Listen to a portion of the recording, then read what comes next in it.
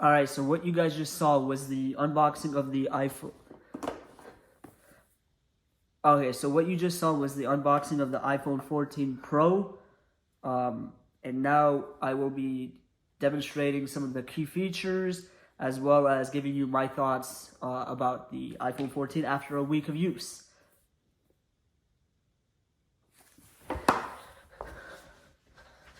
Alright, so to reiterate, this is the iPhone 14 Pro. I got obviously, the black leather, what is it called? I think it's midnight, the midnight color. Yeah, midnight color leather case. It's been a week, so obviously it's gonna be dirty. And then I also purchased the midnight leather wallet.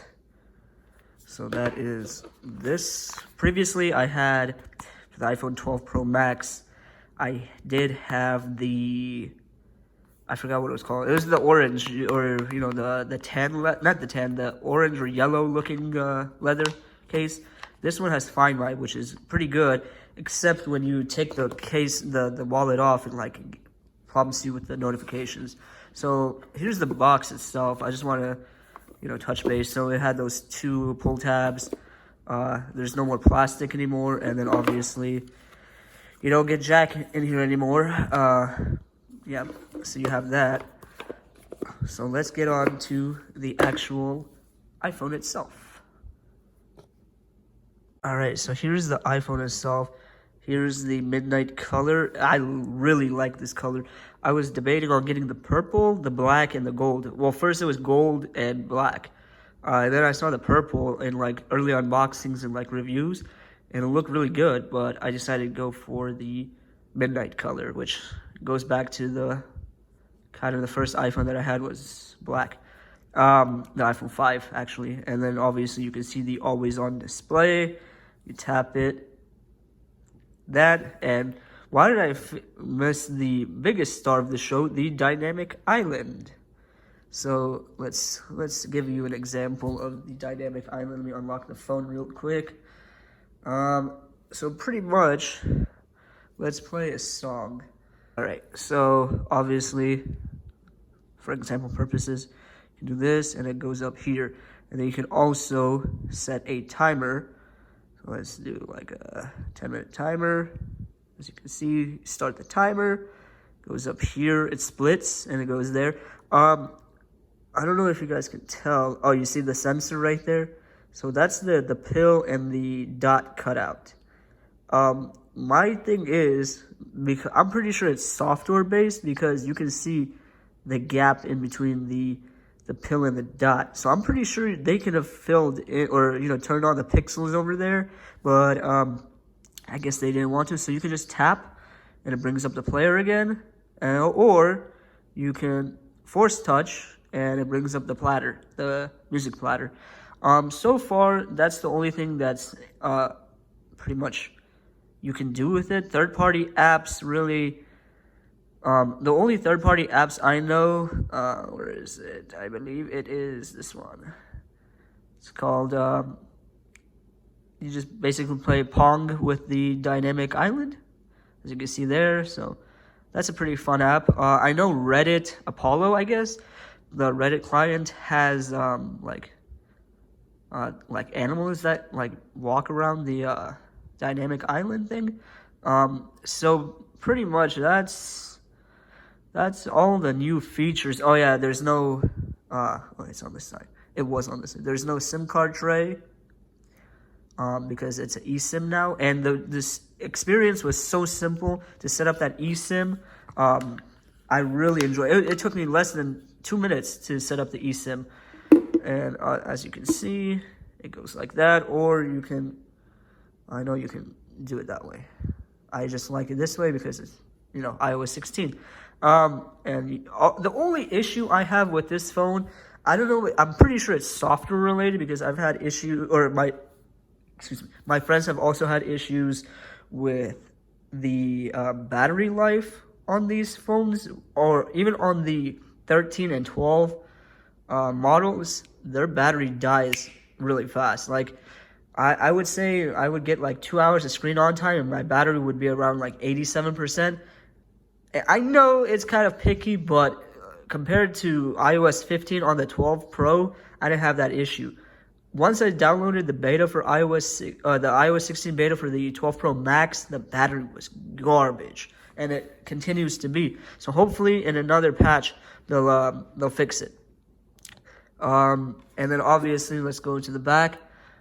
They get a better, bigger camera bump, or yeah, the camera bumps are bigger.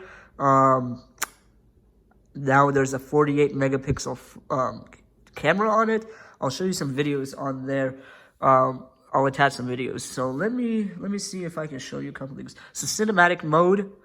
I don't know if you can see it through the what do you call it? Through the screen, but that's cinematic mode. And then you have up here, let me see if it focuses right there, that is action mode. And it zooms out to 0.5, but you can also do it in one-time zoom or whatever. But the issue is it's only 2.5K in 60 frames per second. You can't really change it to 4K yet. So I'm pretty sure that's going to be on the iPhone 15 Pro, whatever. Besides that, I'll just show you, some screenshots, some images that I took with the 1-time, the 2-time, and the 3-time, and also the 0.5 zoom. And then will also attach a video to this review, I guess, of me running and using these, what was it called? Oh, it's not my video if I don't know what it's called. Action mode. There we go. Action mode. But besides that, portrait mode gets a good upgrade. The front-facing camera, I'm recording on a 10s Max. I still don't have a camera. The portrait mode, or the front-facing camera, also got a bump, so it's pretty good camera quality. Besides that, I'm pretty happy with this phone, to be honest. I downgraded to, or not, I call it downgrade. From the Pro Max to the Pro, and I don't regret it one bit. Sometimes I kind of do, because, bigger screen, I got used to it for 2 years. Actually, I've had the bigger screen since the 10s Max, so back in 2018, with the notch design. But I've had the 6 Plus for a couple of years too, and the 7 Plus. But the bigger notch design phones I've had since the 10s Max. The Max version. So this is the first time I only had the Pro, and I'm really liking it. Portability is so much better. It's not bulging in your pocket. It's not uncomfortable when you sit down if you have like skinny jeans on, like, tighter fitting pants. Also in the car, the 10s Max or the 12 Pro Max, I have like these 5-inch shorts that I usually wear out. It would like slide out of my pocket and land in between the seat crevice, between the center console and the seat crevice, or the seat. So it's like that little area. And there was a couple times my screen protector cracked because it fell out of my pocket, hit like the metal piece. That's why I got the regular Pro, and I don't regret it one bit. And obviously the wallet case, which matches the phone itself, the phone case. Overall, it's a pretty good phone. No complaints, just the battery, and that's obviously software. iOS 16 has been terrible, but it's slowly getting better. The watch, actually, I am still on this Series 6 watch. I don't even think I made a video about the Series 6, to be honest, or an unboxing of any of those phones that are the 12 Pro Max. But yeah, I still have the Series 6, no complaints. Didn't really feel like the Series 8 was a big upgrade, and no way am I paying that much for a Apple Watch when it comes to the Ultra model. I think it was like $800, $900 or something. I'm not paying that for a smartwatch, which will depreciate in value after a year. So that's the reason why I didn't upgrade this year. Plus, I usually upgrade every 3 years with the watches and every 2 years with the phones. I just don't feel like maybe every year is a good idea to upgrade. Maybe next year, because I heard the 15 Pro might be a better, have some better features.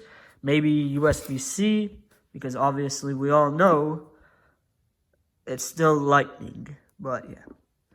So obviously stick around to see the camera quality, as well as the action mode demonstration at the end of this video. I will not edit any of these photos at all, so it's stock directly from the phone that I'll be uploading onto the actual video you'll see right now. So thank you guys for watching, and have a good day.